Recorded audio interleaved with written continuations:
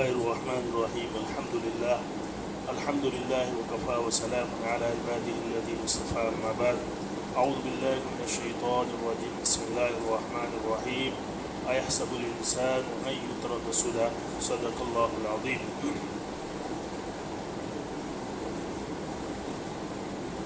عن عقبة بن عامر رضي الله تعالى عنه سألت يا رسول الله من نجاة قلت أمسك عليك لسانك وليسع بيتك وابكي على خطيئتك أو كما قال عليه الصلاة والسلام. محترم دوستو، حضرت عقبہ ابن عامر رضی اللہ تعالیٰ عنہ ارشاد فرماتے ہیں کہ میں نے ایک مرتبہ رسول اللہ صلی اللہ علیہ وسلم سے سوال کیا کہ یا رسول اللہ، دنیا اور آخرت میں اگر کسی کو نجات چاہیے تو اس کے لیے کیا عمل ہے؟ تو آپ صلی اللہ علیہ وسلم نے 3 نصیحتیں بیان فرمائی، 3 چیزیں. سب سے پہلے بیان فرمایا امسک علیک لسانک، اپنی زبان پر کنٹرول رکھو. زبان انسانی اعضاء میں سب سے اہم اور سب سے اہمیت کا حامل عضو ہے. علماء نے لکھا ہے کہ زبان 2 دھاری تلوار ہے، حق پر بھی چلتی ہے، باطل پر بھی چلتی ہے. جب انسان اپنی زبان کو چلاتا ہے تو زندوں کو بھی نہیں بخشتا اور مردوں کو بھی نہیں بخشتا. گویا کہ زبان سے انسان کو کامیابی بھی مل سکتی ہے اور زبان انسان کے لیے ہلاکت کا سبب بھی بن سکتا ہے. اس لیے آپ صلی اللہ علیہ وسلم نے نصیحت فرمائی کہ امسک علیک لسانک، اپنی زبان پر کنٹرول رکھو. یعنی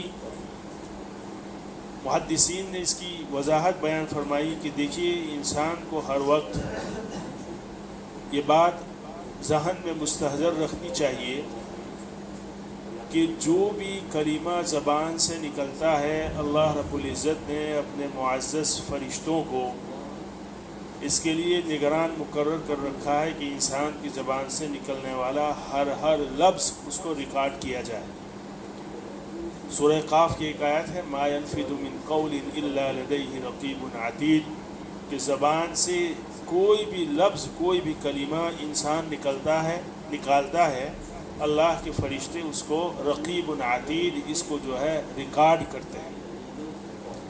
اس آیت کریمہ کی تفسیر میں مفسرین نے امام احمد ابن حنبل رحمۃ اللہ علیہ کا ایک واقعہ لکھا ہے. امام احمد ابن حنبل بہت بڑے محدث، جلیل القدر محدث ہے، فقیہ بھی ہے، اور فقہ حنبلی انہی کی طرف منسوب ہے.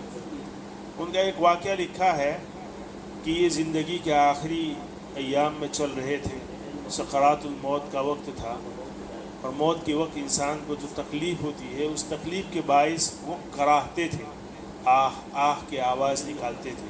یعنی بے ساختہ جب انسان کو کوئی تکلیف ہوتی ہے، کوئی درد ہوتا ہے، تو بے ساختہ اس کی زبان سے آواز نکلتی ہے. چنانچہ حضرت امام احمد ابن حنبل کی زبان سے آہ آہ کی آواز نکلتی تھی. حضرت طاؤس، یہ بھی ایک بہت بڑے محدث ہے، انہوں نے جب امام احمد کی یہ کیفیت دیکھی تو ان کے کان میں جا کر کہا کہ یا احمد، یکتب الملک کل شیء حتی الانین، کہ آپ کے ارد گرد ایک فرشتہ ہے، اللہ رب العزت نے اس کو نگران مقرر کیا ہے، یہ آپ کی زبان سے نکلنے والے ہر لفظ کو ریکارڈ کرتا ہے، حتیٰ کہ آپ کی زبان سے نکلنے والا یہ لفظ آہ آہ، جو ایک بے ساختہ نکلنے والا لفظ ہے، ایک تکلیف کی وجہ سے نکلنے والا یہ لفظ ہے، جملہ ہے، اس کو بھی ریکارڈ کرتا ہے. امام احمد نے اس حالت میں جب یہ لفظ سنا تو انہوں نے کراہنا بند کر دیا. لکھا ہے ان کی سوانح میں حتیٰ رحمہ اللہ، یہاں تک کہ وہ حتیٰ یموت، یہاں تک کہ ان کی جان نکل گئی. محدثین نے لکھا ہے، ذرا آپ اس پر غور کیجئے کہ ایک مباح کلمہ ہے، یہ لوگ کتنے محتاط تھے، انہوں نے اپنی زندگیوں میں کیا کام نہیں کیا. یہ امام احمد ابن حنبل مسلمانوں کے لیے صبر کی ایک مثال ہے، ضرب المثل ہے۔ استقامت کا پہاڑ کی اگر مثال دی جاتی ہے تو امام احمد ابن حنبل کی ان کی یہ کیفیت تھی، انہوں نے یہ نہیں سوچا موت کے زندگی کے آخری ایام میں، آخری گھڑیوں میں، کہ کوئی ایسا لفظ جو ہمارے لیے قیامت کے دن وبال بن جائے اور اس کا ہمیں جواب دینا پڑے، وہ بھی انہوں نے زبان سے نکالنا گوارا نہیں کیا۔ آج دوستو ہمیں سوچنا چاہیے کہ ہم کسی کے بارے میں بھی کوئی اسٹیٹمنٹ دے دیتے ہیں، کوئی جملہ بول دیتے ہیں، کوئی کامنٹ کر دیتے ہیں، لیکن ہمیں یہ احساس نہیں ہوتا کہ ہمیں اس کا بھی جواب دینا ہے۔ آپ ذرا سوچئے، اللہ رب العزت فرماتے ہیں ما یلفظ من قول الا لدیہ رقیب عتید۔ آپ غافل ہیں، لیکن اللہ کے فرشتے غافل نہیں ہیں۔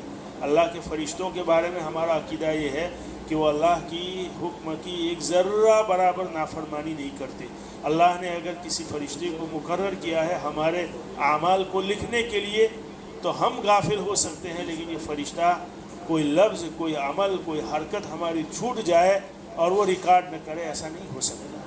چنانچہ اگر کسی کے بارے میں آپ اگر کوئی لفظ بولتے ہیں تو آپ سوچئے کہ اگر خدا نخواستہ اللہ رب العزت نے ہمیں قیامت کے دن اس کے بارے میں سوال کر لیا اور یہ کہا کہ آپ ذرا اس کو ثابت کر کے بتائیے، تو کیا آپ ثابت کر پائیں گے؟ اگر آپ کو یقین ہے تو یقیناً آپ کامنٹ کریں، جملہ کسی کے بارے میں کہیں، کوئی حرج نہیں۔ اگر آپ کو یقین ہے کہ اگر خدا کے پوچھنے پر میں اس کو جو ہے ثابت کر سکتا ہوں۔ چنانچہ اصل جو ہمارا ٹاپک ہے کئی دنوں سے جو چل رہا ہے کہ لبرلزم جو ہے یہ اسلام اور مسلمانوں کے لیے آج کل بہت بڑا چیلنج ہے۔ یہ اس میں جو 3 چیزیں ہیں، مطلقاً ابسولوٹ فریڈم، ابسولوٹ ایکوالٹی اور ابسولوٹ آٹونومی، یعنی حق کے خود اختیار اور مساوات اور آزادی، یہ مطلقاً اسلام میں، اور اسلام نے جو ہے اس کو مطلقاً جائز نہیں قرار دیا۔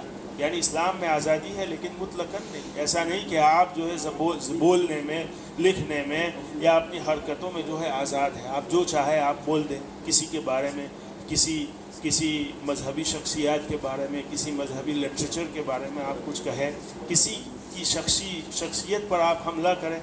آج لوگ جو ہے فریڈم آف اسپیچ کا مطلب نہیں سمجھتے اور کسی کے بارے میں کسی شخصی جو ہے کامنٹ کرتے ہیں اور یہ کہتے ہیں کہ فریڈم آف اسپیچ یعنی ہر آدمی جو ہے آزاد ہے بولنے میں۔ نہیں میرے دوستو، قرآن کریم میں اللہ رب العزت نے ایک جملہ کہا ہے، اَيَحْسَبُ الْإِنسَانُ أَن يُتْرَكَ سُدًى، کہ انسان یہ سوچتا ہے، یہ گمان کرتا ہے کہ اس کو اللہ نے بیکار چھوڑ دیا ہے اس دنیا میں۔ ایسا نہیں ہے، ہماری ہر حرکت اللہ کے ہاں ریکارڈ کی جاتی ہے۔ ہمیں وہی کام کرنا ہے جس کا اللہ نے ہمیں حکم دیا ہے، ہمیں ان تمام چیزوں سے رکنا ہے جس کو اللہ رب العزت نے ہمیں منع کیا ہے۔ چنانچہ آپ صلی اللہ علیہ وسلم کی یہ نصیحت آپ ذرا غور کیجئے۔ عقبہ ابن عامر نے ان سے سوال کیا تھا کہ دنیا اور آخرت دونوں کی کامیابی کا سبب بنے، ایسا کوئی عمل ہمیں بتائیے، ایسی بات ہمیں بتائیے۔ چنانچہ دنیا اور آخرت کی کامیابی کے لیے آپ صلی اللہ علیہ وسلم نے 2 بات بیان فرمائی۔ سب سے پہلے امسک علیک لسانک، اپنی زبان کو قابو میں رکھو، کنٹرول میں رکھو۔ حضرت معاذ ابن جبل انہوں نے آپ صلی اللہ علیہ وسلم سے سوال کیا، یا رسول اللہ آپ مجھے کوئی ایسا عمل بتلائیے یباعدنی فی النار ویدخلنی الجنہ، کوئی ایسا عمل بتائیے جس کے کرنے سے میں جنت میں داخل ہو جاؤں اور یہ عمل مجھے جہنم سے کوسوں دور کر دے۔ چنانچہ حدیث میں ہے آپ صلی اللہ علیہ وسلم نے نصیحت فرمائی۔ چنانچہ آپ صلی اللہ علیہ وسلم نے ان سے عرض کیا، فرمایا کہ آپ نماز پڑھیے، زکوٰۃ دیجیے اور شرک سے بچیے، یہ 3 چیزیں۔ چوتھی چیز کہا حج، اگر آپ استطاعت ہے، آپ کے پاس طاقت ہے، سفر کا خرچ آپ برداشت کر سکتے ہیں تو آپ حج کیجیے۔ اور کچھ نفلی عبادات کا آپ صلی اللہ علیہ وسلم نے ان کو حکم دیا۔ اس کے بعد آپ صلی اللہ علیہ وسلم نے حضرت معاذ سے کہا کہ معاذ میں کوئی ایسی بات نہ بتلاؤں جو بات ان تمام چیزوں کے لیے مدار کی حیثیت رکھتی ہو، بنیاد کی حیثیت رکھتی ہو، یعنی اس کے بغیر یہ سب اعمال ہیچ اور بیکار ہو۔ حضرت معاذ نے کہا کہ ضرور بتلائیے یا رسول اللہ۔ آپ صلی اللہ علیہ وسلم نے اپنی زبان باہر نکالی اور کہا کف علیک لسانک، کہ معاذ تم اپنی زبان پر کنٹرول رکھو، اپنی زبان کو قابو میں رکھو۔ حضرت معاذ نے تعجب سے سوال کیا کہ یا رسول اللہ کیا ہم ابھی جو گفتگو کر رہے ہیں یعنی کون سے گفتگو ہو رہی ہے؟ آپ ذرا سوچئے، آپ صلی اللہ علیہ وسلم سے آپ کیا امید کر سکتے ہیں؟ آپ صلی اللہ علیہ وسلم ان کو کیا کہہ رہے ہیں، کیا نصیحت کر رہے ہیں؟ آخرت گویا کہ جنت میں داخلے کا سبب اور جہنم سے دوری کا سبب کون سا عمل ہے، وہ سوال کر رہے ہیں، وہ گفتگو ہو رہی ہے۔ حضرت معاذ بن جبل پوچھتے ہیں یا رسول اللہ کہ انا لمؤاخذون بما نتکلم به، یا رسول اللہ جو کچھ ہم ابھی بات کر رہے ہیں اس کے بارے میں بھی ہم سے گویا کہ مواخذہ ہوگا، پوچھ گچھ ہوگی؟ آپ صلی اللہ علیہ وسلم نے وہ ایک عرب کا جو مشہور جملہ ہے، جو محبت میں کسی کی بے والہانہ کسی کے ساتھ لگاؤ کے بارے میں جو جملہ کہا جاتا ہے، وہ جملہ بولا اور کہا کہ معاذ، جہنم میں اونٹے منہ ڈالے جانے والے انسانوں میں جتنے کثرت جن لوگوں کی ہوگی وہ لوگ ہوگے جن کی گفتگو بے باک ہے، بے لگام ہے، یعنی جو لوگ بے لگام گفتگو کرتے ہیں، ادھر ادھر اپنے آپ کو صحیح ثابت کرنے کے لیے، اپنے اوپر سے الزام کو دور کرنے کے لیے بے لگام اور بے ٹوک جو باتیں کرتے ہیں لوگ، جہنم میں اونٹے منہ ڈالے جانے والے انسانوں میں سب سے زیادہ کثرت ان لوگوں کی ہوگی کہ جو لوگ اپنی زبان کے بارے میں بے احتیاط ہیں۔ چنانچہ آپ دیکھیے میرے دوستو، ایک حدیث میں آپ صلی اللہ علیہ وسلم نے بیان فرمایا المسلم من سلم المسلمون من لسانہ و یدہ، بہترین مسلمان، کامل مسلمان وہ ہے کہ جس کی زبان اور اس کے ہاتھ کی آفتوں سے مسلمان محفوظ رہے۔ آپ ذرا سوچیے، اس محدثین نے ایک بہت بڑا نقطہ بیان فرمایا کہ آپ صلی اللہ علیہ وسلم نے تکلیف پہنچانے کے جو آلے ہیں انسان کے پاس، جو سبب ہے، انسان تکلیف پہنچا سکتا ہے اپنے ہاتھ سے، کسی کو مار دیا، کسی کو ہاتھ سے تکلیف پہنچائی، اور ایک ہے زبان سے، کسی کو برا بھلا کہہ دیا، کسی کو گالی دے دی، کسی کے بارے میں چغلی کی، کسی کے بارے میں غیبت کی، کسی کا اوپر بہتان لگایا، یہ تکلیف دینے کے اسباب ہیں۔ آپ صلی اللہ علیہ وسلم نے، آپ دیکھیے، دونوں جو سبب ہیں ان میں سب سے پہلے لسان کو ذکر فرمایا۔ محدثین نے اس کی حکمت بیان فرمائی کہ زبان سے جو گناہ اور جو عمل سرزد ہوتا ہے وہ سب سے زیادہ جلد سرزد ہوتا ہے اور سب سے زیادہ ہوتا ہے۔ ہاتھ سے تو آپ کیا کر سکتے ہیں؟ ہاتھ سے کسی کو مار سکتے ہیں، ہاتھ سے کسی کو تکلیف دے سکتے ہیں، وہ بہت محدود ہے، لیکن زبان سے جو چیزیں، زبان کے ذریعے اگر آپ کسی کو تکلیف پہنچاتے ہو، اس کی فہرست بہت لمبی ہے، بہت لمبی ہے۔ اس لیے میرے دوستو، آج جو اصل مقصد جو ہے کہنے کا یہ ہے کہ بعض لوگ اسلام کا دفاع کرتے ہوئے یہ کہتے ہیں، یعنی لبرلزم کے حق میں جو باتیں کہی جاتی ہے کہ لبرلزم کا مطلب یہ ہے کہ سب سے زیادہ جس میں آزادی ہو، بولنے کی آزادی، پریس کی آزادی، آپ عقائد کے اعتبار سے آپ کو آزادی ہے، معاشرے میں آپ سوسائٹی کے اصول انسان جو مقرر کر رہے ہیں اسی کے مطابق آپ سوسائٹی میں رہیں، کوئی آپ پر پابندی نہیں میرے دوستو۔ اللہ رب العزت کا یہ حکم، اَيَحْسَبُ الْإِنسَانُ أَن يُتْرَكَ سُدًى، کہ انسان یہ گمان کرتا ہے کہ اس کو بیکار چھوڑ دیا گیا ہے، نہیں، یہ غلط ہے۔ جبکہ لبرلزم کی تعریف ہی یہ ہے کہ جس میں آزادی کے لحاظ سے انسان اتنا آگے چلا جائے کہ مذہب کو چھوڑنا پڑے، خدا کا انکار کرنا پڑے، رسالت کا انکار کرنا پڑے، کوئی حرج نہیں، کرے، لیکن اس کو بولنے کی آزادی ہے، لکھنے کی آزادی ہے، نہیں میرے دوستوں۔ اللہ رب العزت فرماتے ہیں اَيَحْسَبُ الْإِنسَانُ أَن يُتْرَكَ سُدًى۔ ایسی بہت سی آیتیں ہیں جس میں کہا گیا ہے کہ انسان اس دنیا میں آیا ہے، ہاں انسان کو آزادی دی ہے، ارادہ دیا ہے۔ اللہ رب العزت نے فرمایا فَمَنْ شَاءَ فَلْيُؤْمِنْ وَمَنْ شَاءَ فَلْيَكْفُرْ إِنَّا أَعْتَدْنَا لِلظَّالِمِينَ نَارًا۔ اللہ رب العزت فرماتے ہیں کہ ہاں آپ کو آزادی ہے، کس چیز کی؟ آپ چاہے تو کفر کو اختیار کریں، آپ چاہے کو ایمان کو اختیار کریں، میں نے آپ کو ارادہ دیا ہے، لیکن یہ کہ اب ایک بات یاد رکھیے، ظالمین کے لیے ہم نے خطرناک عذاب مقرر کر رکھا ہے، تیار کر رکھا ہے ظالمین کے لیے۔ إِنَّا أَعْتَدْنَا لِلظَّالِمِينَ نَارًا، عذاب ہے ظالمین کے۔ اور ظالم کون ہے؟ جو اللہ کی وحدانیت کا انکار کرے، اللہ کے احکام کا انکار کرے، رسول کی رسالت کا انکار کرے، اللہ کے بتائے ہوئے احکام سے بغاوت کرے، یہ ہے ظلم، یہ ہے ظلم۔ اس کی مثال لوگ یہ دیتے ہیں، علماء یہ دیتے ہیں کہ دیکھیے اللہ رب العزت فرماتے ہیں فَمَنْ شَاءَ فَلْيُؤْمِنْ وَمَنْ شَاءَ فَلْيَكْفُرْ، یہ کیا بات ہوئی؟ اللہ رب العزت نے تو اختیار دیا ہے۔ ٹھیک ہے، اگر آپ کسی جوس کی دکان میں جاتے ہیں، وہاں پہ مختلف قسم کی شراب جو ہے رکھی ہوئی ہے، دکان والا کہے گا آپ سے کہ دیکھیے یہ لیمن جوس ہے، یہ اورنج جوس ہے، یہ ایپل جوس ہے، یہ وائن ہے، اس کو پینے سے آپ کو پتہ ہے کہ اس کو پینے سے آپ کو جو ہے نشہ آئے گا، کوئی زہر کا پیالہ رکھا ہوا ہے، وہ آپ کو بتا رہا ہے کہ اس میں یہ چیز ہے، آپ جو بھی لیں گے بہرحال نفع نقصان کے مالک آپ ہوں گے، آپ کو اس کے پیسے دینے پڑیں گے۔ بس اسی طرح ہے، اگر آپ لیمن جوس لیتے ہیں اس سے فائدہ ہوگا، اس کے ذمہ دار آپ ہیں، اگر آپ زہر کا پیالہ اٹھا کر پیتے ہیں اس سے نقصان ہوگا، اس کے ذمہ دار آپ ہیں، دکاندار نہیں ہے۔ اللہ رب العزت نے فرما دیا فَمَنْ شَاءَ فَلْيُؤْمِنْ وَمَنْ شَاءَ فَلْيَكْفُرْ، آپ چاہے ایمان اختیار کیجئے، آپ چاہے جو ہے کفر اختیار کیجئے، لیکن نفع نقصان کے مالک آپ ہوں گے، ذمہ دار آپ ہوں گے۔ اِنَّا اعْتَدْنَا لِلظَّالِمِينَ نَارًا۔ بہرحال میرے دوستو، اس سلسلے میں ایک کتاب 2005 میں لکھی گئی، ایتھکس 101، یہ اتنی مقبول کتاب ہوئی، اس کی کاپی جو ہے تقریباً 2 ملین سے اوپر ہے، بہت بڑا نمبر ہے۔ بہرحال ہم کو تو انگلش نہیں آتی، ہمیں پڑھی بھی نہیں ہم نے، لیکن ہم نے دیکھا ہے، یہ لکھا ہے، جو بات لکھی ہوئی ہے اس کو میں بتلا رہا ہوں۔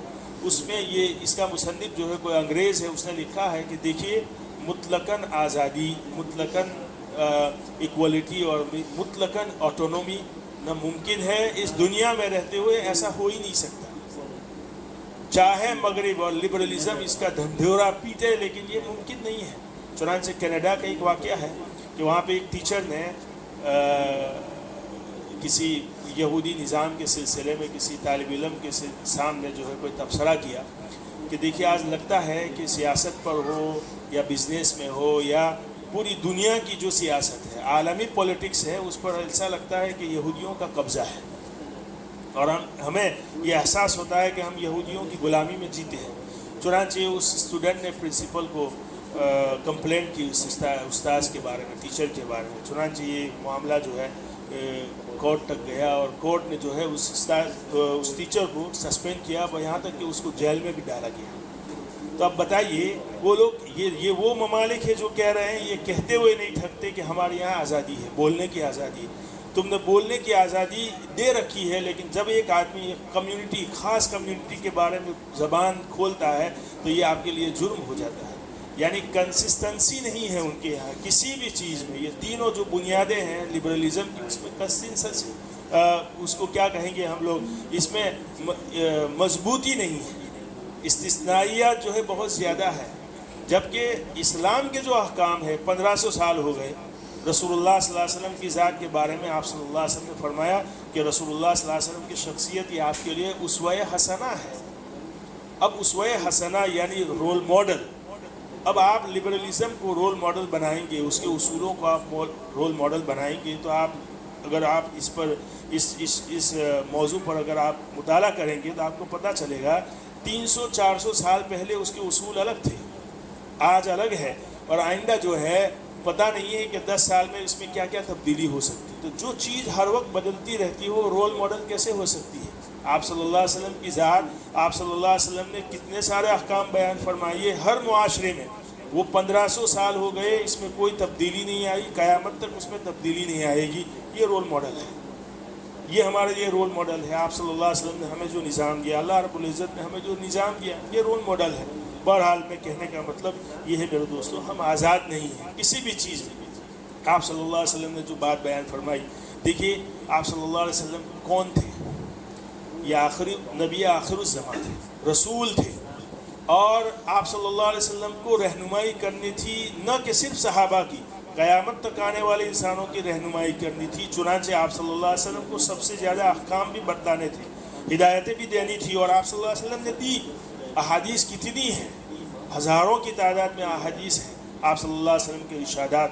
آپ صلی اللہ علیہ وسلم اتنے سارے ارشادات کے باوجود جن صحابہ نے آپ صلی اللہ علیہ وسلم کی عادت شریفہ جو بیان فرمائی ہے، وہ فرمایا طویل السمت، طویل السمت، کہ آپ صلی اللہ علیہ وسلم زیادہ دیر تک خاموش رہنا پسند کرتے تھے، اور اس وقت تک زبان سے کوئی جملہ نہیں نکالتے تھے جب تک ان کو کوئی اجر و ثواب کی امید نہ ہو۔ یہ آپ صلی اللہ علیہ وسلم کے بارے میں۔ حضرت داؤد طائی رحمۃ اللہ علیہ بہت بڑے بزرگ ہیں، پائے کے بزرگ ہیں، ان کے بارے میں بہت سارے واقعات جو ہیں، تصوف کے امام ہے یہ، ان کے بہت سارے واقعات ذکر فرمائے ہیں۔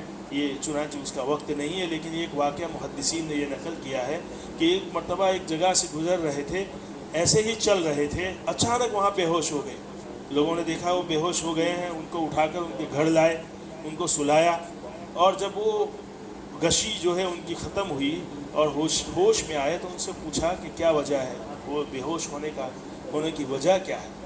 انہوں نے بیان فرمایا کہ دیکھیے، میں دراصل جس جگہ سے گزر رہا تھا، مجھے اچانک مجھے ایک بات یاد آ گئی کہ اس جگہ پر میں نے فلانے بندے کی غیبت کی تھی۔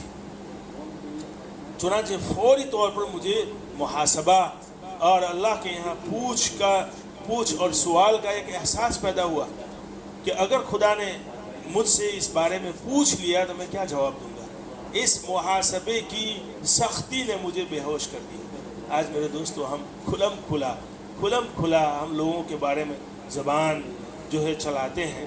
اللہ رب العزت ہماری حفاظت فرمائے کہ اگر ہمیں ایک بات کا احساس رکھنا ہے کہ اگر اس کے بارے میں اللہ نے ہمیں پوچھ لیا کہ جو بات آپ نے دی، اسٹیٹمنٹ دیا ہے، اس کو آپ ذرا ثابت کر کے دکھاؤ، کیا آپ ثابت کر سکو گے؟ آپ دیکھ لیجئے، اگر ثابت کر سکو گے تو ٹھیک ہے، آپ بولیے، اگر نہیں، کل ہمیں نہیں پتہ ہمارا حال کیا ہوگا میرے دوستوں، سمجھ رہے ہیں؟ اس لیے قیامت کے بارے میں، قیامت کے دن کے بارے میں کسی بھی قسم کی کامنٹ سے جو ہے بچنا چاہیے۔ بعض لوگ کہتے ہیں کہ دیکھ لیں گے ہم، کچھ باتیں جو ہے اللہ کے لیے رکھو، یہ بھی جملہ بولتے ہیں، کچھ باتیں جو ہے، کچھ معاملات ایسے ہیں جس کو اللہ کے لیے رکھو، اللہ کے سامنے جو ہے اس کا فیصلہ ہوگا۔ اگر آپ کو یقین ہے آپ کی حقانیت کا تو یقیناً آپ کہیے، لیکن اگر آپ کو یقین نہیں ہے، صرف اور صرف آپ اپنے جرم کے اوپر پردہ ڈالنے کے لیے یہ بات کہہ رہے ہیں، تو یقیناً آپ اپنے لیے خطرہ مول رہے ہیں۔ اللہ رب العزت ہماری اس سے حفاظت فرمائے۔ اخیر میں جو ہے دوسری جو نصیحت آپ صلی اللہ علیہ وسلم نے فرمائی، وَلْيَسْعَبَيْتُ، یہ فتنے کا دور ہے۔ دیکھیے میرے دوستو، فتنہ اس قدر عام ہے اس دور میں کہ جس کی کوئی انتہا نہیں۔ آپ صلی اللہ علیہ وسلم کی یہ پیاری نصیحت کہ دین اور دنیا کے کام کے بغیر آپ اپنے گھر سے باہر نہ نکلیں، فتنوں میں اپنے آپ کو نہ ڈالیں۔ اگر دینی کام ہو، دنیاوی کام ہو، چونکہ ہم ایسی جگہ رہتے ہیں، دینی کام تو بہرحال ہمیں گھر سے مسجد آنا ہے بس، ورنہ زیادہ تر ہمارا کام دنیاوی کاموں کے لیے ہے، کوئی حرج نہیں۔ رزق حلال کو کمانا، شریعت کے احکام کو مد نظر رکھتے ہوئے، یہ بھی ایک عبادت ہے۔ تو دنیاوی یا دینی کام کے لیے گھر سے باہر جاؤ، کوئی حرج نہیں، لیکن ان دونوں چیزوں کے علاوہ کسی اور مقصد کے لیے جانا، دوستوں کی محفلوں میں جانا اور دوستوں کی محفلیں سجانا اور بیکار اور ایسی مجلسیں جو اللہ کے احکام سے ہمیں جو ہے بہرحال غافل کرتی ہو، ایسی مجلسوں کے بارے میں آپ صلی اللہ علیہ وسلم نے فرمایا، وَلْيَسْعَبَيْتُ۔ قرآن کریم میں اللہ رب العزت نے ایک آیت کریمہ بیان فرمائی، یوم یعد الظالم علی یدیہ یقول یا لیتنی اتخذت مع الرسول سبیلا، کہ قیامت کے دن بہت سے لوگ ایسے ہوں گے جو افسوس میں اپنے انگلیوں کو چبائیں گے۔ جب کبھی ہوتا ہے کوئی انسان سے کوئی غلطی ہو جاتی ہے تو بہرحال وہ افسوس میں اپنی انگلیاں جو ہے کاٹتا ہے۔ اللہ رب العزت نے یہ جو ہے سیناریہ بیان کیا کہ کچھ لوگ ایسے ہوں گے، یوم یعد الظالم علی یدیہ یقول یا لیتنی اتخذت مع الرسول سبیلا یا ویلتا لیتنی لم اتخذ فلانا خلیلا، کہ کاش کہ میں دنیا میں رہتے ہوئے رسول اللہ صلی اللہ علیہ وسلم کا دامن پکڑے رکھتا اور ان کی ہدایت پہ چلتا، اور کاش کہ میں فلانے کو اپنا دوست نہ بناتا۔ حضرت ابن عباس کی روایت ہے، وہ فرماتے ہیں کہ آپ کے دوست ایسے ہونے چاہیے کہ جس سے چار جو ہے اوصاف بیان کیے، مجھے یاد نہیں ہے لیکن دو چیزیں یاد ہے، کہ جس کو دیکھ کر آپ کو اللہ کی یاد آئے اور جس کی مجلس میں بیٹھ کر آپ کے علم میں زیادتی ہو، ایسا آدمی دوست ہونا چاہیے۔ چنانچہ فاسد اور ایسے لوگ جو اللہ کے باغی ہو، ایسے لوگوں کی دوستی سے اللہ رب العزت نے منع فرمایا۔ میرے دوستو، چنانچہ آپ کن لوگوں کے ساتھ بیٹھتے ہو اور آپ کی مجلسوں کا ٹاپک کیا ہوتا ہے، وہ آپ ذرا غور کیجیے۔ کیا یہ چیزیں آپ کے لیے مفید ہے دنیا اور آخرت کے لیے؟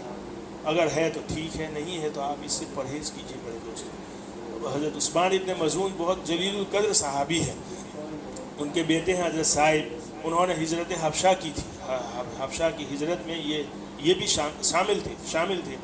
چنانچہ حضرت صائب کے بارے میں آتا ہے کہ انہوں نے رسول اللہ صلی اللہ علیہ وسلم سے سوال کیا کہ یا رسول اللہ، ہمیں سیر و تفریح کی اجازت دیجیے، یعنی پکنک کی، یعنی ہم اپنے گھروں سے باہر نکلے اور سیر و تفریح کے لیے جائیں، اس کی اجازت دیجیے۔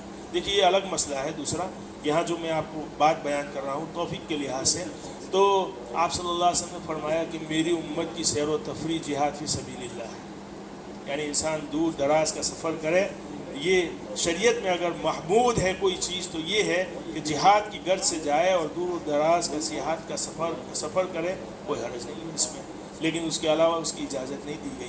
بہرحال یہ ایک دوسری بات تھی۔ تیسری بات آپ صلی اللہ علیہ وسلم نے فرمائی، وَلْيَبْكِ عَلَىٰ خَطِيئَتِهِ، انسان ہے، انسان سے غلطیاں ہو جاتی ہے، اپنے گناہوں پر آپ زیادہ روتے رہیے۔ اگر رونا نہیں آتا تو رونے کی شکل بنائیے۔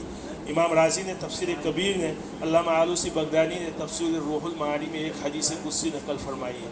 وہ فرماتے ہیں کہ اللہ رب العزت فرماتا ہے کہ انسان اپنے گناہوں کی وجہ سے ندامت اور شرمندگی میں اگر روتا ہے تو یہ آواز مجھے ان لوگوں کی آواز سے زیادہ محمود اور پسندیدہ ہے جو لوگ اللہ کی تسبیح بیان کرتے ہیں۔ آپ ذرا غور کیجیے میرے دوستو، ایک آدمی قرآن کریم کی تلاوت کر رہا ہے، لیکن ایک آدمی اس کے بازو میں، اس کے بغل میں اپنے گناہوں پر شرمندہ ہو کر رو رہا ہے۔